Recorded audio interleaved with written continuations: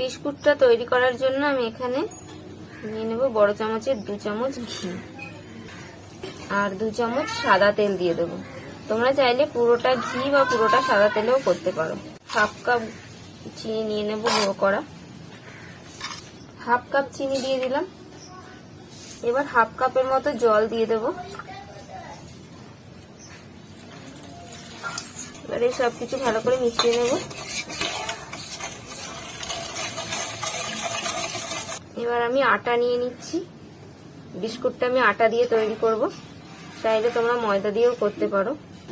1 cup আটা নিলাম, আস্তে আস্তে দিতে থাকবো আর মেশাতে থাকবো। আমি 1 কাপ আটা দিয়েছিলাম, আরো 1 কাপ আটা দিয়ে দেব। এর মধ্যে আমি 2 চামচের মতো সুজি দিয়ে দেব। এবার আমি এখানে কিছু কাজু আর আমন্ড কেটে রেখেছিলাম কুচো করে, সেগুলো দিয়ে দেব।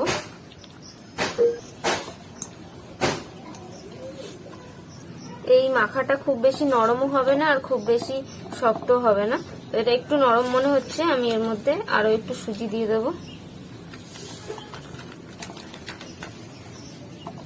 এরকম করে মেখে নিয়েছি, খুব বেশি শক্তও হয়নি কিন্তু খুব বেশি নরমও হয়নি। এবার আমি এটাকে বেলে এটার থেকে বিস্কুটের আকারে তৈরি করে নেব। এবার বড় লেচিটার থেকে আমি 3টে ভাগে ভাগ করে নেব।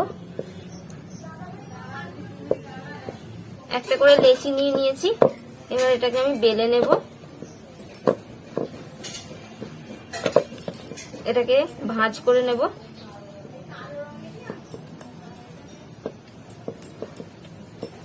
আবারও বেলে নেব। এগুলো এরকম মোটা থাকবে, খুব বেশি পাতলা করে বেলবো না। এবার আমি একটা গ্লাস নিয়ে নিয়েছি, গ্লাসটা করে এভাবে কেটে নেব।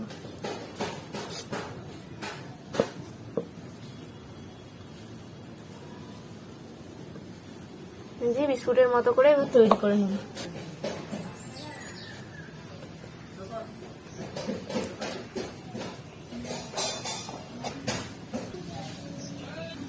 এবার কড়াইতে দিয়ে দেবো সাদা তেল। তেলটা কিন্তু খুব বেশি গরম করলে হবে না, তেলটা মোটামুটি হালকা গরম থাকবে। এই যে এরকম উঠছে বিড়বিড় করে, এরকম হবে। তার মধ্যে দিয়ে দিতে হবে বিস্কুটগুলো ভাজার জন্য। এবার আঁচটাকে মিডিয়াম রেখে এগুলোকে ভাজতে হবে। এগুলোকে উল্টে পাল্টে লাল লাল করে একটু ভেজে নেব। বিস্কুটটা একদম অল্প আঁচে ভাজতে হবে, একদম হালকা আছে, নাহলে কিন্তু এটা উপর থেকে পুড়ে যাবে আর ভিতরটা কাঁচা হয়ে থাকবে, অতটা টেস্টি হবে না। এটাকে হালকা আঁচে ভাজতে হবে, বেশ টাইম লাগবে ভাজতে। বিস্কুটগুলো ভাজা হয়ে গেছে, কালারটা এরকম থাকবে।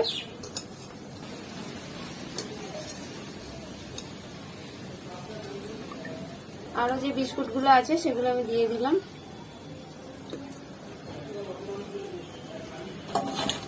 আগের বিস্কুটগুলো একটুখানি কালচে হয়ে গেছে, একটু আঁচটা বেড়ে গিয়েছিল বলে এরকম কালারটা ঠিক হবে।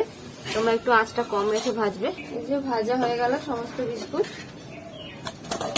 দেখো বন্ধুরা, আমাদের বিস্কুট তৈরি হয়ে গেছে, কত সুন্দর দেখতে হয়েছে। আর একটা বিস্কুট আমি ভেঙে দেখাবো। এই দেখো, একটা বিস্কুট আমি ভেঙে দেখাই, কত মুচমুচে হয়েছে।